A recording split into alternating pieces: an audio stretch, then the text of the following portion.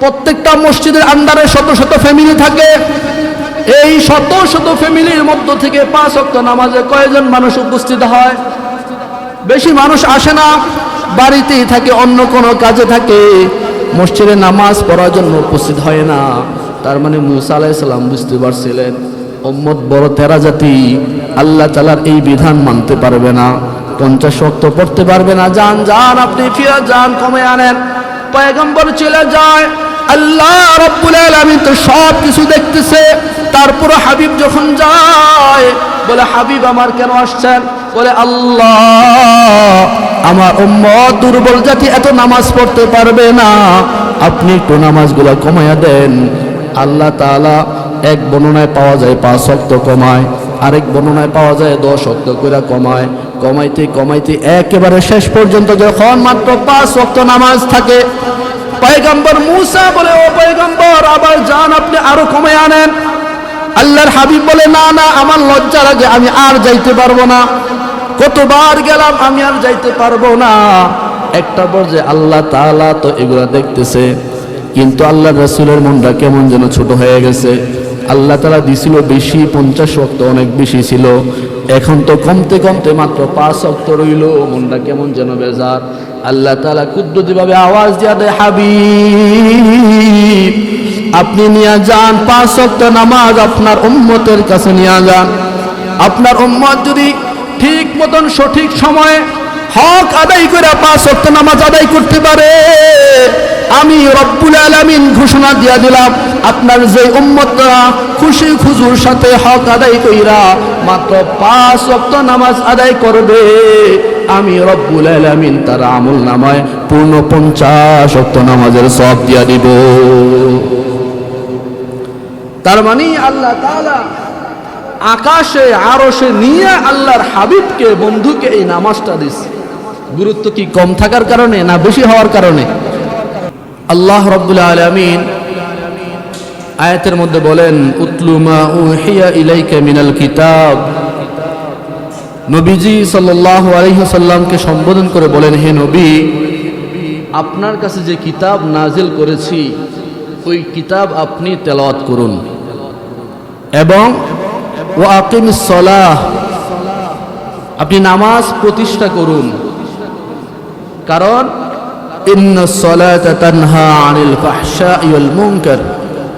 এই নামাজ এমন গুরুত্বপূর্ণ একটা মেডিসিন, এমন হাই ভোল্টেজের অ্যান্টিবায়োটিক। এই নামাজ যদি কারো ভিতরে ঢুকে যায়, তাহলে ওই লোকটাকে আল্লাহ তাআলা সব ধরনের অন্যায়, অপরাধ, গর্হিত কাজ থেকে হেফাজত করবে। সুবহানাল্লাহ।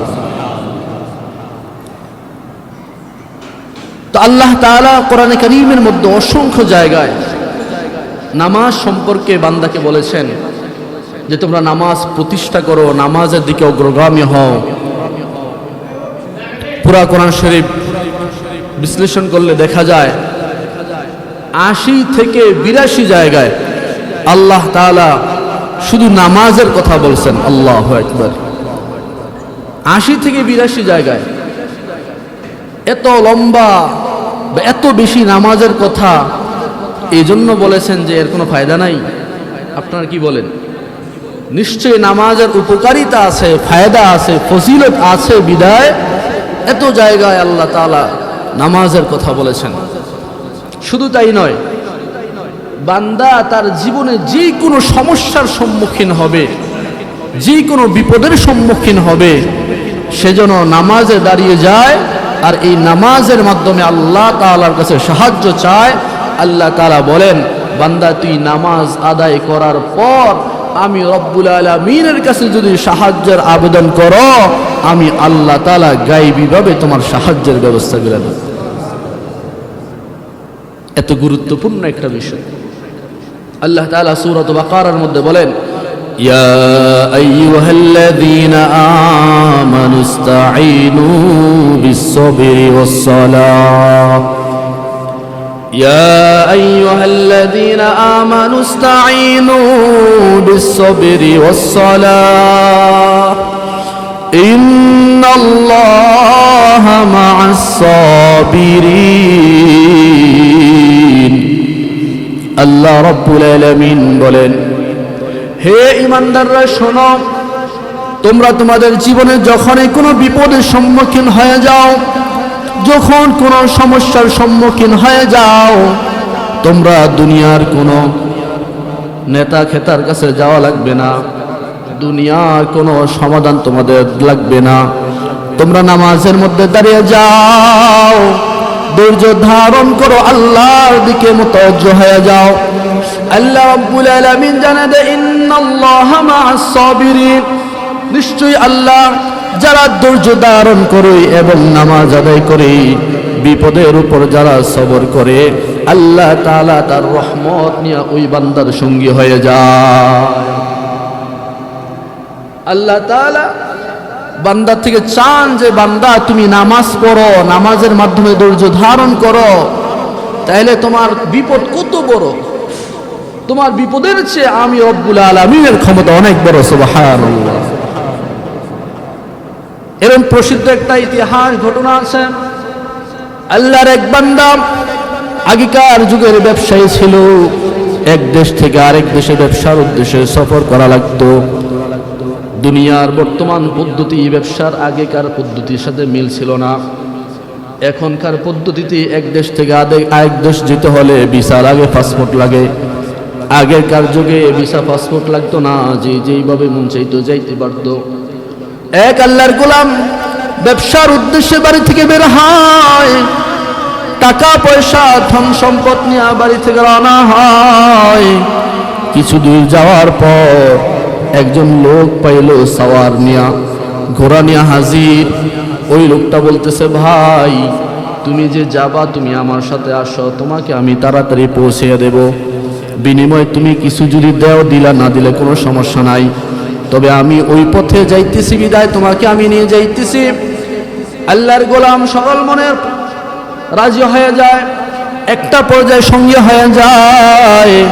কিছু দূর যাওয়ার পর ব্যবসায়ী দেখতে পাইল ওই যে ঘোড়াওয়ালা যে তাকে নিয়ে যাইতেছে, সে আসল পথ হারাইয়া ভিন্ন একটা জংলার পথ ধরছে। বলল, ভাই এই পথ তো যাওয়ার পথ না, এই রাস্তা দিয়ে তো গন্তব্যের মধ্যে যাওয়া যায় না, তুমি আমাকে কোন সেই পথে দিয়ে নিয়ে যাইতেছ? বলে, আমি এই রাস্তা সম্পর্কে জানি, তুমি হয়তো জানো না। এটা হলো ফারি রাস্তা, ফারি, যেটা সহজে যাওয়া যায়।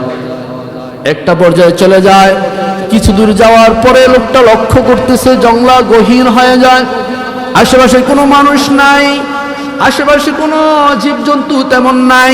কিছু দূর যাওয়ার পরে দেখে একটা জায়গার মধ্যে কিছু মানুষের হাড় কঙ্কাল পড়ে আছে, কেমন যেন দুর্গন্ধ ছড়াইতেছে। এমন জায়গার মধ্যে গিয়া ওই ঘোড়াওয়ালা লাফ দিয়া নাইমা যায়। নাইমা বলে, তুমিও নামো। বলে, তুমি আমাকে কোথায় নিয়ে আসছো? তুমি নামো, তারপরে তুমি দেখতে পাইবা। নামার পরে নিজের থেকে খঞ্জরটা বাইর করে বলে, তোমার সাথে যা যা আছে তুমি আমাকে সব দিয়ে দাও, এবং কি তুমি আমাকে সব দেওয়ার পরে তোমাকে আমি মেরে ফেলবো। লোকটা অনেক আকুতি মিনতি করে, না না আমাকে মাইরো না, আমার সম্পদগুলো নিয়ে যাও। কয়ে, না না, এরকম আকুতি মিনতি করলে হবে না, তোমাকেও মেরে ফেলবো। কারণ তুমি যদি এখান থেকে বাঁচতে পারো, আমার গোমর ফাঁস করে দিবা, এই জন্য তোমাকে ছাড়া হবে না। একটা পর্যায়ে অনেক জোরাজোরি করলো, কোনোভাবেই লোকটা তার থেকে কোনো নাজাত পায় না। এমন সময় কোনো উপায়ন্তর না পাইয়া বলে, ভাই আমাকে একটু সময় দাও, আমি 2 রাকাত নামাজ পড়া নেই, আমি আল্লাহ রাব্বুল আলামিনের দিকে একটু মুতাওয়াজ্জহ হয়ে নেই। ওই লোক বলে, যারা এখানে শুয়ে আছে, যাদের কঙ্কালগুলো তুমি দেখতেছ, এরাও নামাজ পড়ছে, কারণ নামাজ কাউকে এখান থেকে বাঁচাইতে পারে না। তুমিও নামাজ পড়তে চাও, নামাজ পড়ো, কোনো সমস্যা নাই, কিন্তু বুঝিয়া লও তোমাকেও তোমার নামাজ বাঁচাইতে পারবে না। বাঁচানোওয়ালা কে? আর একটু জোরে বলেন, কে? আল্লাহ তাআলা চাইলে এরকম বিপদ থেকে বাঁচাইতে পারেনি? অবশ্যই পারে। বান্দা নামাজে দাঁড়ায় যায়, নামাজের মধ্যে লম্বা সিজদা, সিজদার মধ্যে গিয়ে রব্বিয়াল আ'লা বলে কান্না করে, ও দয়ার মালিক, এই বিপদের মধ্যে আমার কেউ নাই, আমার কোনো আত্মীয় স্বজন নাই, আমার কোনো সাহায্যকারী নাই, কিন্তু তুমি এমন ক্ষমতাধর বাদশাহ, তোমার ক্ষমতা যেরকম মানুষ জনবসতির মধ্যে চলে, জঙ্গলার মধ্যেও কিন্তু চলে। তুমি চাইলে আমাকে এখান থেকে হেফাজত করতে পারো। নামাজ শেষ করে ফেললো। এরপরে যখন ওই দস্যু ডাকাত লোকটাকে ধরবে, খঞ্জর দিয়ে আঘাত করবে, এমন সময় কোথায় থেকে যেন দেখতেছে ঘোড় সাওয়ার হয়ে একটা লোক তাদের দিকে দৌড়ে আসতেছে। সুবহানাল্লাহ। দৌড়ে আসার পরে ওই ডাকাত দস্যুর সাথে হামলা হয়, মোকাবেলা হয়ে একটা পর্যায়ে ডাকাত সেখানে মারা যায়। কিছুক্ষণ পর ওই ব্যবসায়ী আবার সিজদার মধ্যে লুটে যায়। লুটে গিয়ে আল্লাহর কাছে শুকরিয়া আদায় করে, আল্লাহ তোমার কাছে আমি সাহায্য চেয়েছিলাম, তুমি আমাকে হেফাজত করছো, তুমি আমাকে সাহায্য দান করেছো। ও দয়ার মালিক, তোমার যতই প্রশংসা করি কেমন যেন সবই কম হয়ে যায়, তোমার অনেক অনেক শুকরিয়া। এমন সময় আল্লাহর শুকরিয়া আদায় করে যখন দাঁড়ায়, আগন্তুক জানায় দেয়, ভাই তুমি টেনশন করো না, তুমি যে আল্লাহ রব্বুল আলামিনের কাছে সাহায্যের জন্য আবেদন করছো, ওই আল্লাহ তোমাকে হেফাজত করার জন্য আমাকে পাঠাইছে, তোমাকে সাহায্য করার জন্য আল্লাহ তাআলা পাঠাইছে। আমি তোমাকে সাহায্য করার জন্য এখানে উপস্থিত হয়েছি। ডাকাত মরে গেছে, ডাকাত আর নাই, তুমি নিরাপত্তার সাথে তোমার গন্তব্যে তুমি পৌঁছে যাও। তার মানে বুঝাইতে চাইলাম, ইতিহাস কিতাব বলার এমনিতেই লেখে না, কোনো না কোনো হিকমত অবশ্যই আছে, যে আল্লাহ তাআলা নামাজের মাধ্যমে অবশ্যই সাহায্য দান করেন। তবে নামাজটা নামাজের মতো হওয়া লাগে। নামাজের মতো না হইলে আমি নামাজ পড়তে পারবো, কপাল একবার কালো করতে পারবো, আমার এই নামাজ বিন্দু মাত্র কোনো ফায়দা হবে না। আর যদি নামাজের মতন নামাজ হয়, 2 রাকাত নামাজই যথেষ্ট আল্লাহ তাআলার গায়বী সাহায্য আসমান থেকে জমিনে নামানোর জন্য। 2 রাকাত নামাজই যথেষ্ট। এই জন্য নামাজের অনেক গুরুত্ব। কারণ আল্লাহ তাআলা তার বিধান যতগুলো আমরা দেখি সবগুলা জমিনের মধ্যে জিবরাইল আলাইহিস সালাতু ওয়াস সালামকে অবতরণ কইরা নাজিল করছে। কিন্তু নামাজ এমন একটা বিধান, এই বিধানটা আল্লাহ তাআলা জমিনে জিবরাইলের মাধ্যমে পাঠাই নাই, বরং স্বয়ং আমার আপনার নবী মুহাম্মদুর রাসূলুল্লাহ, সবাই আওয়াজ দেবেন সাল্লাল্লাহু আলাইহি ওয়াসাল্লাম, ওনাকে মেরাজে নিয়া আল্লাহর বাড়ি আরশে নিয়া আল্লাহ তাআলা আল্লাহর হাবিবকে হাদিয়া দিয়েছে। সুবহানাল্লাহ। নামাজ এমন গুরুত্বপূর্ণ একটা বিষয়, আল্লাহ তাআলা তার হাবিব পয়গম্বর মুহাম্মদ আরবি রাসূলুল্লাহ সাল্লাল্লাহু আলাইহি ওয়াসাল্লামকে মেরাজে নিয়া আল্লাহ তাআলা তার হাবিব বন্ধুকে গিফট দেয়। বন্ধুর বাড়িতে বন্ধু গেলে বন্ধু হাদিয়া দেয়। আল্লাহ তাআলা হাদিয়া দিল, পয়গম্বর নেন, আপনি আমার পক্ষ থেকে নামাজ নিয়ে যান, আপনি আমার সাথে আরশের মধ্যে আইসা যেমনি মেরাজ করেছেন, আমার সাথে আপনার দিদার হয়েছে। আপনার কোনো উম্মত যদি নামাজগুলো আদায় করি, সে মনে হয় জমিনের মধ্যে টাইলসের উপরে সে সিজদা দিল, মনে হয় সামান্য একটা 4 দেয়ালের ভিতরে সে সিজদা দিল। না না, সে ওই দুনিয়ার জমিনের মধ্যে সিজদা দেয় না, বরং সে তার কপালটা আমি রব্বুল আলামিনের কুদরতি কদমের মধ্যে ঠেকাইয়া দিল। আল্লাহ তাআলা হাবিবকে 50 ওয়াক্ত নামাজ দিলেন। হাবিব আমার খুশি হয়ে নামাজগুলো নিয়ে আইতেছে। প্রতিমধ্যে পয়গম্বর মূসা আলাইহিস সালাতু ওয়াস সালামের সাথে সাক্ষাৎ। পয়গম্বর মূসা বলে, হাবিব আপনাকে আল্লাহ তাআলা কি দিয়েছে? বলে, আমাকে 50 ওয়াক্ত নামাজ দিছে। মনটা বড় খুশি। পয়গম্বর মূসা বলে, উম্মত কত টেরা জাতি এটা আমি ভালো করে জানি, আপনি যান আপনি নামাজগুলা কমে আনেন, আপনার উম্মত নামাজ আদায় করতে পারবে না, আপনার উম্মত নামাজ আদায় করতে পারবে না। কারণ মানুষ কত বাঁকা জাতি এটা আমি ভালো করে জানি। আমি যখন আল্লাহর প্রতি যুদ্ধের জন্য আমার উম্মতদেরকে নিয়ে রওনা দিছি, আমার উম্মতের আমার কয়, হে মূসা, তুমি আর তোমার আল্লাহ দুইজনে মিল্লা যাও যুদ্ধ করার জন্য, আমরা যাইতে পারবো না। তার মানে মানুষ অনেক তারা জাতি, আপনার উম্মতরাও 50 ওয়াক্ত নামাজ পড়তে পারবে না। যান আপনি নামাজগুলা কমায় আসেন।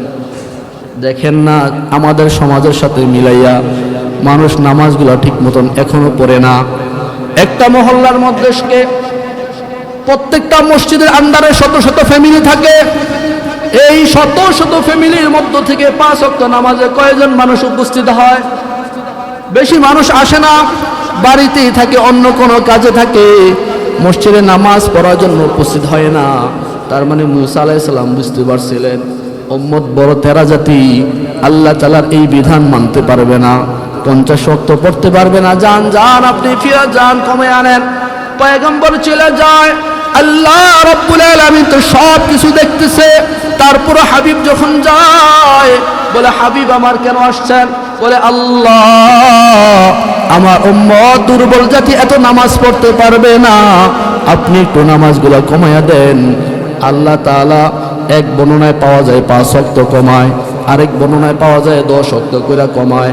কমাইতে কমাইতে একেবারে শেষ পর্যন্ত যখন মাত্র 5 ওয়াক্ত নামাজ থাকে, পয়গম্বর মুসা বলে, ও পয়গম্বর, আবার যান, আপনি আরো কমে আনেন।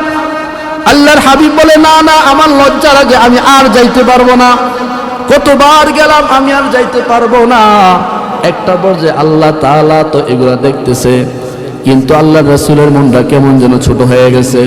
আল্লাহ তাআলা দিছিল বেশি, 50 ওয়াক্ত অনেক বেশি ছিল, এখন তো কমতে কমতে মাত্র 5 ওয়াক্ত রইল, মনটা কেমন যেন বেজার।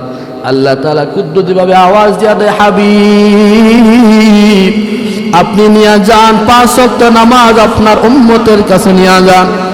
আপনার উম্মত যদি ঠিক মতন সঠিক সময়ে হক আদায় করে 5 ওয়াক্ত নামাজ আদায় করতে পারে, আমি রব্বুল আলামিন ঘোষণা দিয়া দিলাম, আপনার যে উম্মতরা খুশি খুজুর সাথে হক আদায় কইরা মাত্র 5 ওয়াক্ত নামাজ আদায় করবে, আমি রব্বুল আলামিন তার আমল নামায় পূর্ণ 50 ওয়াক্ত নামাজের সওয়াব দিয়া দিব।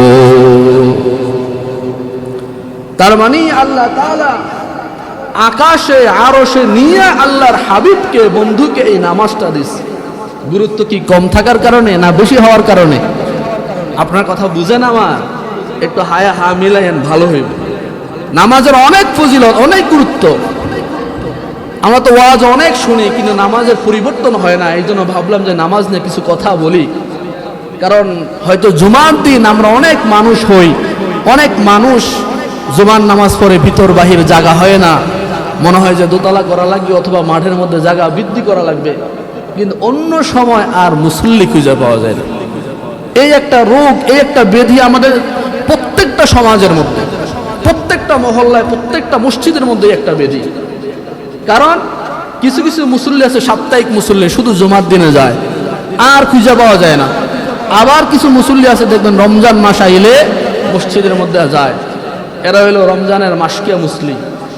এরপর আরো কিছু মুসল্লি আছে যারা 2 ঈদ ছাড়া আর মসজিদে হেগর খুঁজে পাওয়া যায় না। এরকম আছে না নাই?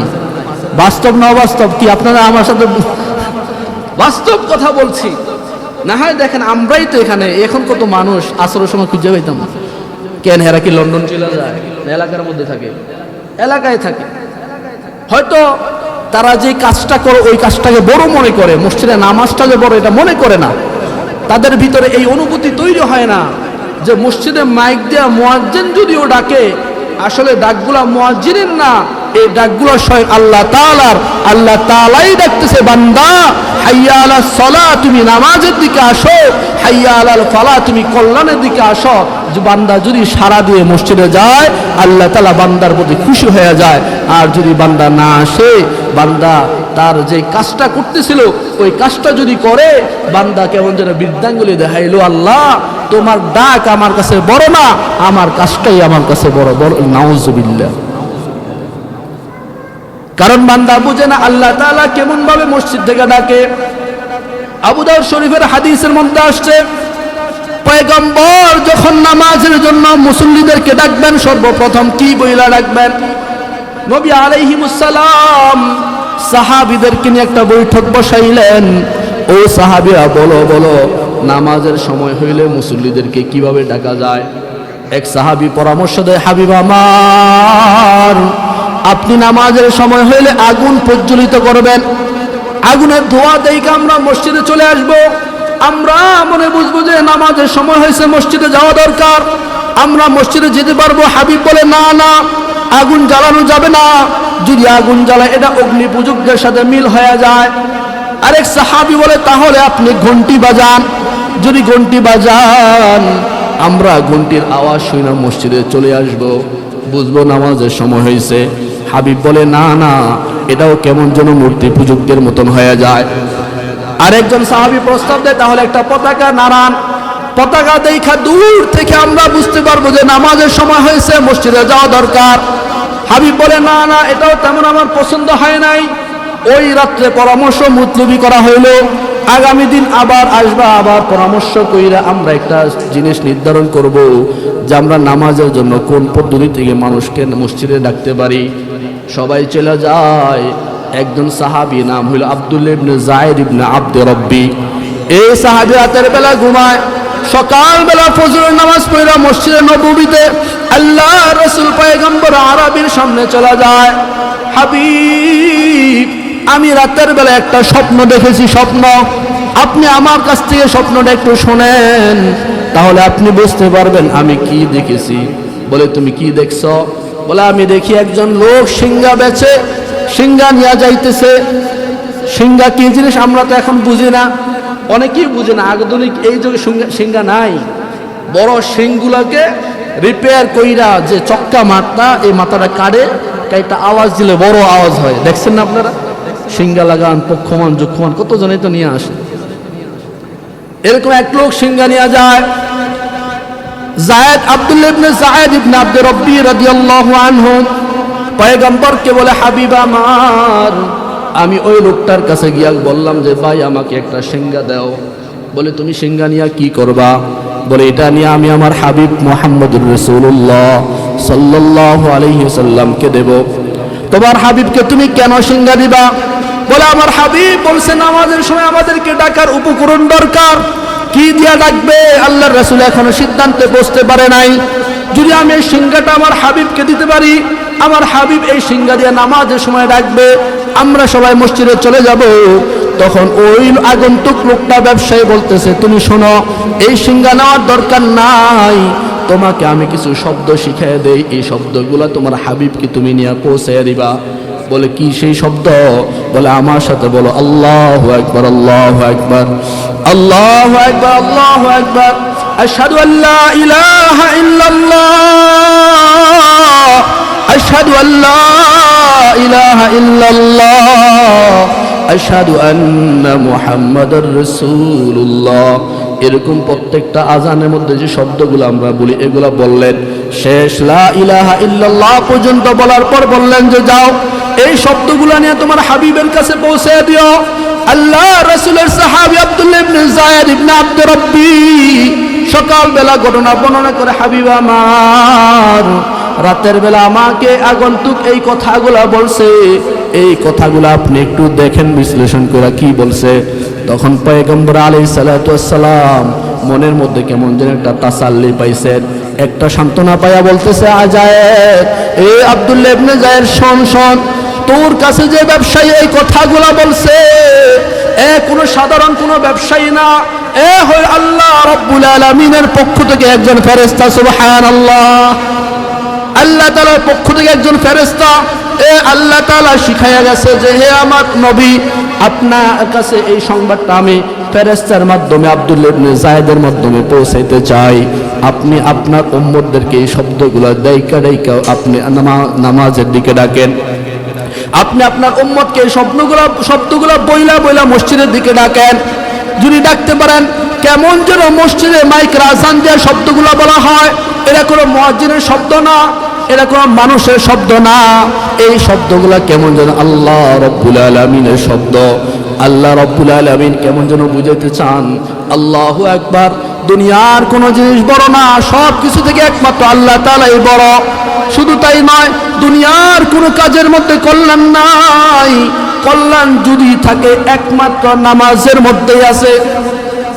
নামাজ ছাড়া অন্য কোনো কাজের মধ্যে কল্যাণ নাই।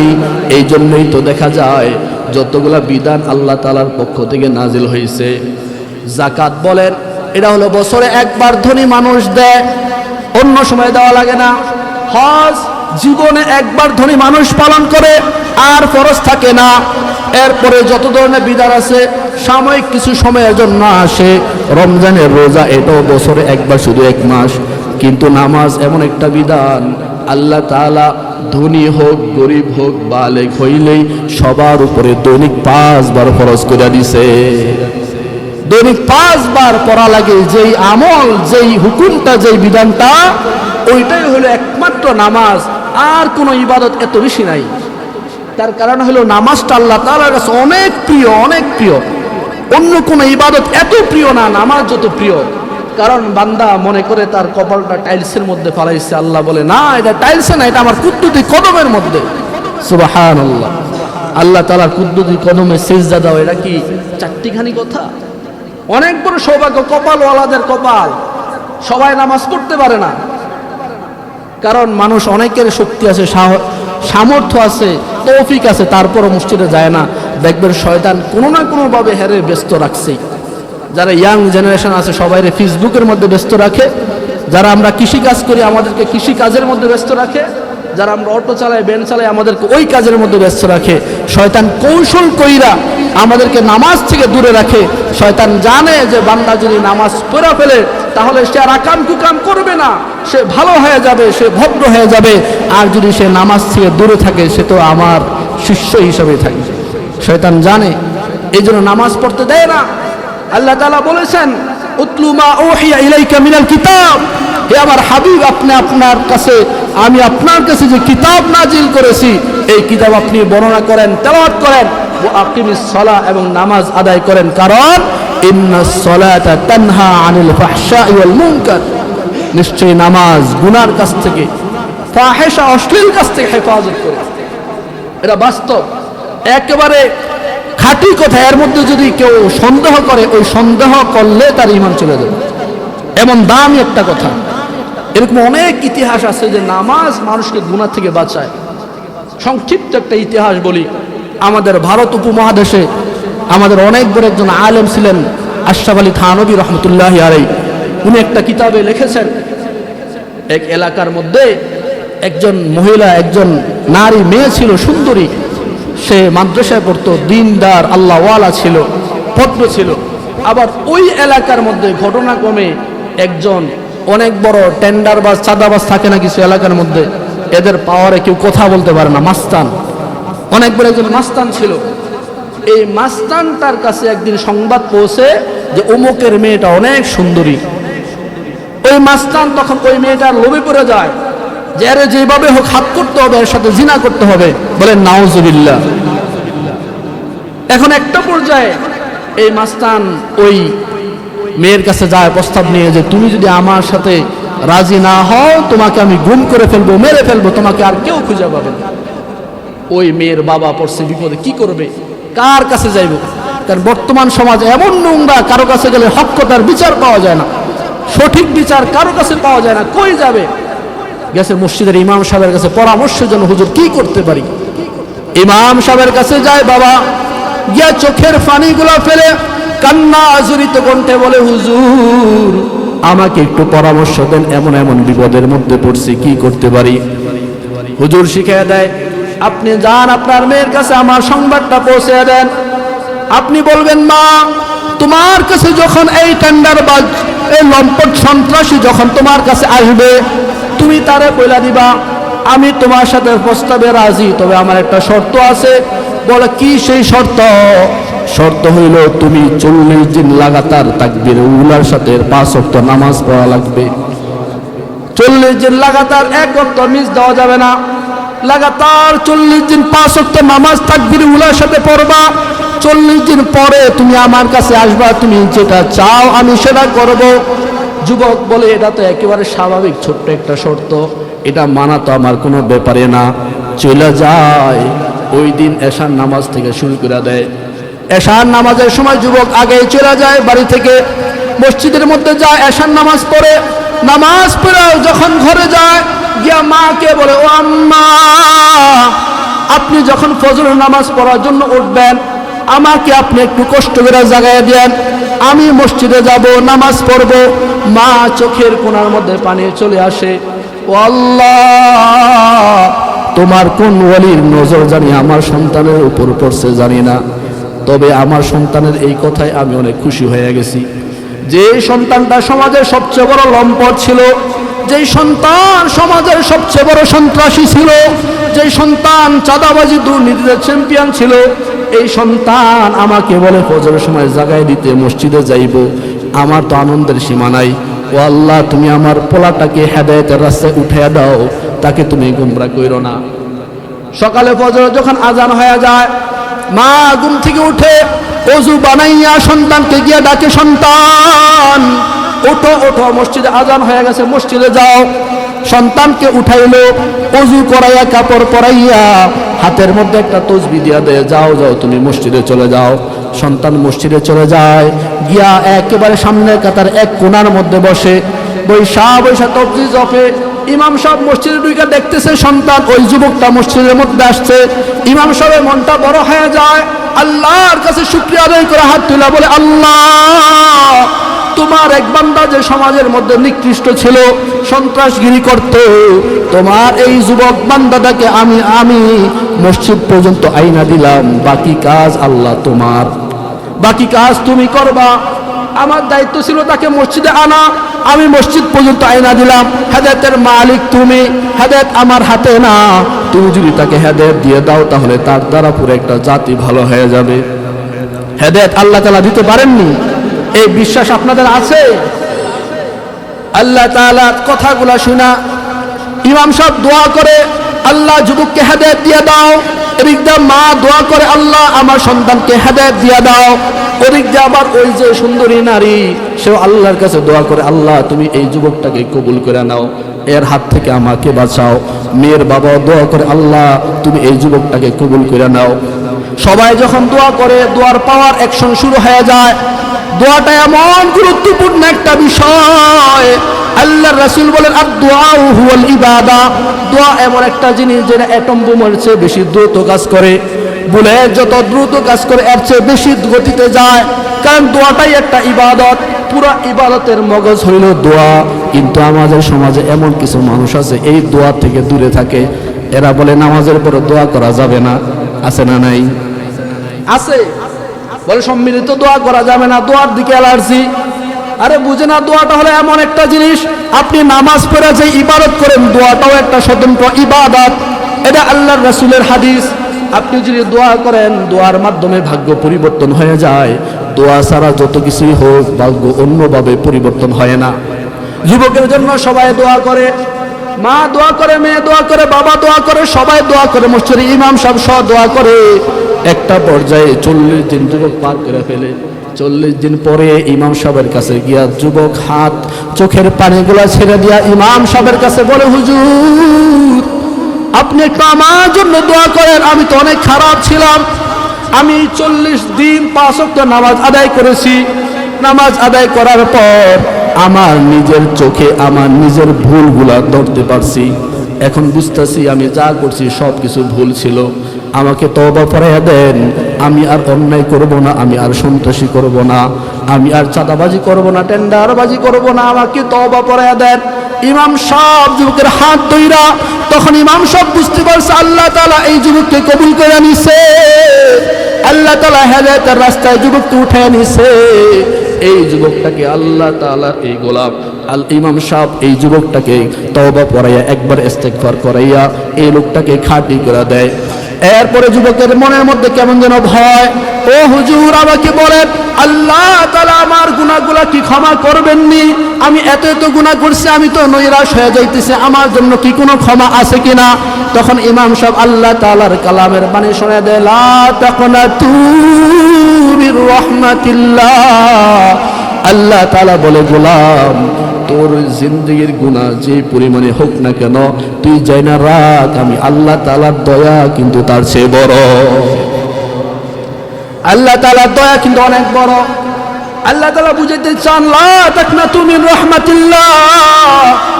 এ গোলাম, আল্লাহর রহমত থেকে তুমি নৈরাশ হয়ো না। তোমার গুনাহ যদি সমুদ্রের ফেনা পরিমাণ হয়, আমি আল্লাহর রহমত কিন্তু সমুদ্রের পানি পরিমাণ। আর সমুদ্রের মধ্যে ফেনা বেশি থাকে না, পানি বেশি থাকে। তার মানে আল্লাহ তাআলা বুঝাইতে চান, তুমি যদি আমার পথে ফিরে আসো, তুমি যদি আমার রাস্তায় চলতে পারো, তাহলে তোমাকে হেদায়েত দেওয়ার মালিক আমি আল্লাহ। তোমাকে হেদায়েত দিয়ে তোমার জিন্দগির সব গুনাহগুলো আমি ক্ষমা করে দেব। তার মানে আমি আপনাদেরকে বুঝাইতে চাইলাম যে নামাজের পাওয়ার আছে।